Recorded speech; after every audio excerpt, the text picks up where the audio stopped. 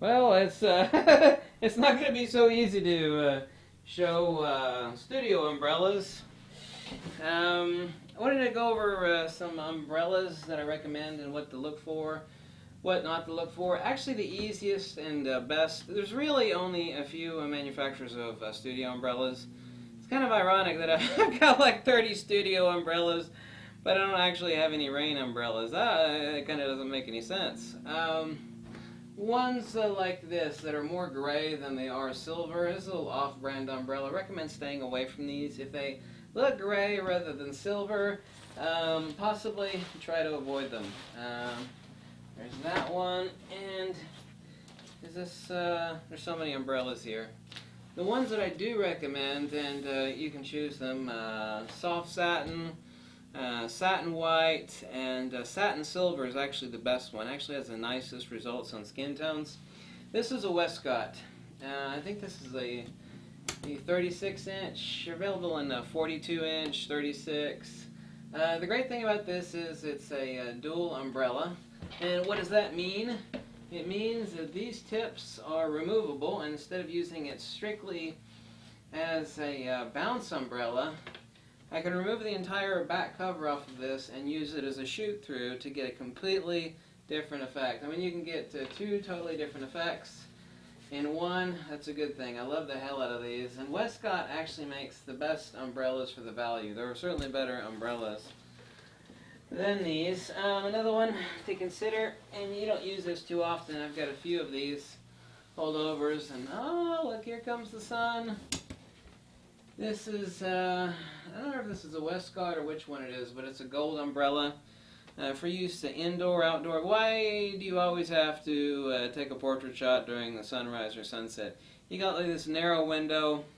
If you're smart, you'll buy a gold reflector umbrella like this and simulate it. Now, you can't simulate the sky, obviously.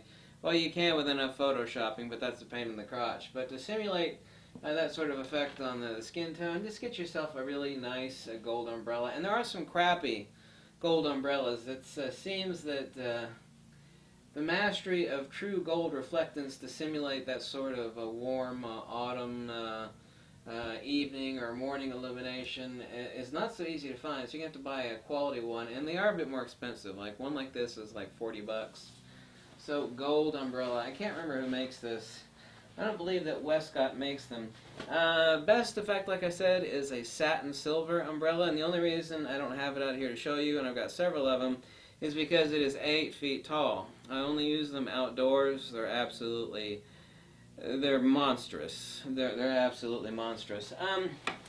If you've got enough power, and we're talking like 600 watt seconds, and you want to be able to back off and get some group shots with a couple of studio strobes, you're not going to be able to cut it with a 36 inch reflector. You're either going to have to use, which is impractical, 4 studio strobes on location, or an easier option, and these are slightly expensive, like 80 bucks a piece. This is one of the Westcott ones, right? I've got several of these. This one's huge. It's still half as big as the satin silver ones I've got in the back room back there that I can't show you because there's no way I can even open it up sitting down, much less standing up. It would just hit the ceiling.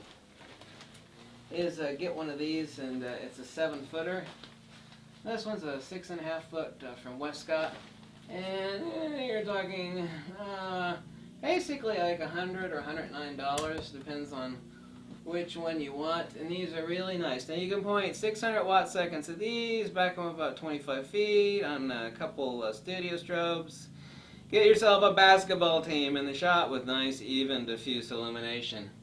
So $100 one of these necessities. You're going to take group shots, or if you want to get some special effects with outdoor illumination, so you're not just illuminating the subject, but actually casting light in the dark and doing some really interesting night compositions with a single model, or a group shot in the daytime, or whenever. It's about light control. I mean, people think about cameras and lenses, What about lighting? Lighting is more important than all of that. You got to have the camera and lenses, obviously, but without the proper lighting equipment, you're kind of crap out of luck. So One of these for $109 will pay for. So you're doing a nice group shot that you're being paid some serious money for. At $100 a pop, these have already paid for themselves many times over after one shoot. So these are great, not for indoor use unless you got a gigantic studio, which I do not have. The ubiquitous ones that are everywhere, this is a nicer one, is the satin.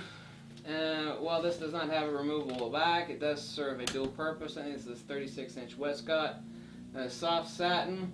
These are beautiful. I think this is basically what every wedding photographer and every school photographer back in the day used to take headshots of. These are perfect as bounce umbrellas, and are also perfect for shoot-throughs, for beautiful diffuse effects. These are great. You can also half cover these for special effects. I've actually seen people make divider effects by using half covers on the outside and using them as shoot-throughs. Or what some people do is they'll actually mask these with circular dots to get neat sort of gobo effects on whatever it is that you want to shoot. So these are really, really cheap. Most of these come from China, and God, I mean, most of these are like, this is a nicer one, a Westcott one, but most of them are like $5 or $6. And also, I consider it to be sheer stupidity to not own at least a couple of these. I mean, at the very least. I mean, these will pay for themselves overnight too. So, those are my recommendations on umbrellas. The moron, the fat tattooed idiot that has like 30, I got more than 30 umbrellas. I don't know how many I got. More than 30 though. But I don't have a single rain umbrella. It doesn't make any sense. Yeah, whatever.